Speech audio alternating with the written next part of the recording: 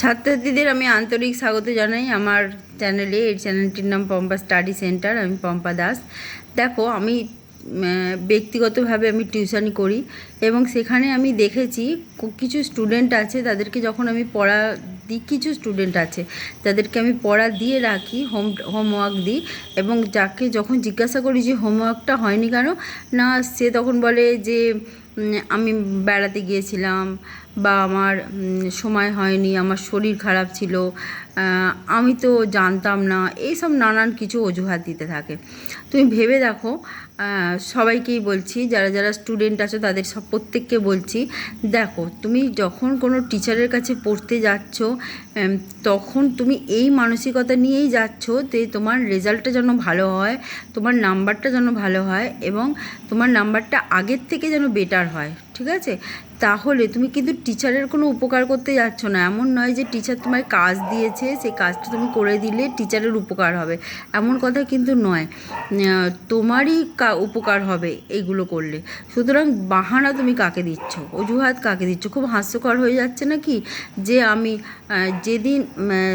যেদিন এই বিষয়টা ছাত্রছাত্রীরা অন্তরের অন্তঃস্থল দিয়ে বুঝতে পারবে যে সে না বাবা মার উপকার করছে, না টিচারের উপকার করছে, সে যদি উপকার কিছু কাউর করেই থাকে সেটা তার নিজের করছে, তাহলে পড়াশোনা না করা বা পড়া না করে যাওয়া বা হোমওয়ার্ক না করে যাওয়াটা কিন্তু তার নিজের ক্ষতি। এটা সে যখন বুঝতে পারবে, তখন কোনো টিচারকে আর লাঠি ধরতে হবে না, শাস্তি দিতে হবে না, কারণ টিচাররা সেটা চায় না। একটা তিক্ত পরিস্থিতি তৈরি হয়, সেটা কিন্তু কখনোই কাম্য নয় যে একটা ছাত্রছাত্রীদের মধ্যে, ছাত্রছাত্রীর সঙ্গে টিচারের বা শিক্ষক শিক্ষিকার যে সম্পর্ক, সেটা একটা মধুর সম্পর্ক, সেই সম্পর্ক নষ্ট হয়ে যাক, একটা তিক্ত অভিজ্ঞতার মধ্যে দিয়ে সেটা যাক, সেটা কিন্তু কোনো টিচার আশা করে না, ইচ্ছা করে তারা করে না। কিন্তু এমন স্টুডেন্ট কিছু আছে যারা এটা বুঝতেই চায় না যে তাদের উপকার হচ্ছে, তারা পড়াশোনা যদি করে তো, আর যদি পড়াশোনা না করে তাদের অপকার হচ্ছে, ক্ষতি হচ্ছে, এটা তারা বুঝতেই পারে না। নিজের ক্ষতি, নিজের ভুল, নিজের খারাপ দিকে এগোনো, নিজেকে আরও টেনে নিচে নামিয়ে দেয়া, এটা নিজের নিকৃষ্টতম রেজাল্ট করা, এটা কিন্তু তার নিজেরই দায় তাকে নিতে হবে, ঠিক আছে? এটা সে বোঝে না। আর প্রসঙ্গত এই প্রসঙ্গেই একটা গল্প মনে আসছে, যেটা হচ্ছে দুটো পাথর ছিল, পাথর। তা দুটো পাথর নয়, দুটো পাথরের গল্প এটা। প্রথম একটা পাথরকে নিয়ে খোদাই করা হচ্ছে, মানে পাথরটাকে কেটে কেটে কেটে কেটে কেটে কেটে আঘাত করা হচ্ছে, পাথরটাকে একটা শেপ দেওয়ার চেষ্টা করা হচ্ছে। পাথরটার খুব যন্ত্রণা হচ্ছে, কষ্ট হচ্ছে, পাথরটা খুব কাঁদছে, চেঁচাচ্ছে। তখন এতটাই কষ্ট পাচ্ছে যে আমাকে ছেড়ে দাও, ছেড়ে দাও, আমি আর সহ্য করতে পারছি না। তখন তাকে ছেড়ে দেওয়া হলো, ঠিক আছে? ছেড়ে দিয়ে পাশে রেখে দেওয়া হলো।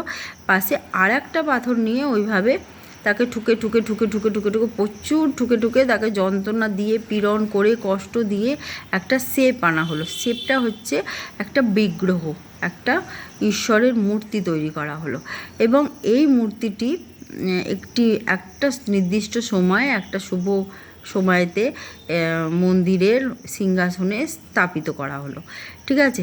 আচ্ছা, এবার দেখো, ওই যে পাথরটা যাকে সরিয়ে রাখা হয়েছিল তাকে পাশে রাখা হলো নিচে, এবং সেখানে কি করা হচ্ছে, প্রত্যেকে প্রতিদিন একটা করে মানে বিভিন্ন যারা পুজো দিতে আসছে, প্রত্যেকে তো পুজোর ডালির সঙ্গে ফুল, বেলপাতা, যা কিছু ফলমূল নিয়ে আসছে, এবং তার সঙ্গে নারকোল নিয়ে আসছে।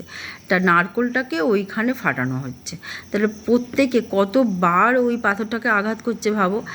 তাহলে যখন ঈশ্বর আমাদের দিয়ে কিছু করাতে চান, যখন আমাদের দিয়ে ভালো কিছু করাতে চান, তখন কিন্তু আমাদের অনেক কৃচ্ছ সাধন করতে হয়, আমাদের কষ্ট পেতে হয়, শরীরে মনে যন্ত্রণায় ছিঁড়ে যায়, যেমন কনির হয়েছিল, ঠিক আছে? কনির যন্ত্রণায় হাত পা ছিঁড়ে যাচ্ছিল, তাও কিন্তু ক্ষিতিশ তাকে জল থেকে উঠতে দিচ্ছিল না, কারণ কনির মধ্যে সেই সম্ভাবনা ছিল জাতীয় চ্যাম্পিয়ন হওয়ার। তাহলে সেই জন্য কনিকে দিয়ে এত পরিশ্রম করেছিল, তাই কনি হয়ে উঠেছিল সাধারণ থেকে অসাধারণ। সেই রকমই সাধারণ থেকে অসাধারণ হয়ে উঠতে গেলে তোমাকে অনেক যন্ত্রণা, পীড়ন, অনেক কষ্ট, অনেক কৃচ্ছ সাধন করতে হবে। সারা শরীর হয়তো যন্ত্রণায় ভেঙে দুমড়ে মুচড়ে যাবে, তোমাকে রাত্রির জেগে পড়তে হবে, তাহলে এই কষ্ট করতে গেলে অনেক আনন্দ অনুষ্ঠান থেকে বিরত থাকতে হবে। এই কষ্ট সহ্য করতে পারলেই তুমি জীবনে একটা পরম প্রাপ্তির দিকে এগিয়ে যাবে। তাহলে পরম প্রাপ্তি পেতে গেলে কষ্ট সাধন করতে হবে। তাহলে কী করলে, সহজ কথা, কষ্ট করলে কেষ্ট লাভ। ঠিক আছে, তাহলে তুমি যদি কষ্ট করতে না পারো তাহলে তুমি প্রাপ্তি হবে না তোমার, বেশ সাফল্যের দিকে এগোতে যেতে পারবে না, তুমি বড় সাফল্য অর্জন করতে পারবে না। তখন তুমি কি করবে, তুমি এমন জায়গায় থাকবে যেখানে তোমাকে সারা জীবন প্রতিনিয়ত কষ্ট ঠোকরাতে ঠোকরাতে ঠোকরাতে জীবন কাটাতে হচ্ছে। প্রতিনিয়ত তোমাকে কষ্টের মধ্যে দিয়ে যেতে হচ্ছে। তাহলে সারা জীবনের কষ্ট গ্রহণ করবে নাকি কিছু দিনের জন্য কষ্ট গ্রহণ করবে? কিছু দিনের জন্য কষ্ট গ্রহণ করার পরে সেই কষ্টটা যখন তুমি সহ্য করে নেবে, তখন শরীর মন সেই কষ্টকে গ্রহণ করে নেবে। তখন আর কষ্টকে কষ্ট বলে মনে হবে না। তখন কিন্তু তুমি যখন পরম প্রাপ্তি হয়ে যাবে, তুমি সাফল্য অর্জন করে ফেলবে, তখন সেই কষ্ট তোমার কাছে চলার পথের পাথেয় হয়ে যাবে। তখন ওই কষ্ট তোমার কাছে একদম মহার্ঘ হয়ে যাবে। এবং তুমি ওই কষ্টে, যেমন ডাক্তাররা যখন ডাক্তারি পাস করে ডাক্তারি পড়াশোনা করেন, তখন তাদের অনেক কষ্টের মধ্যে দিয়ে যেতে হয়।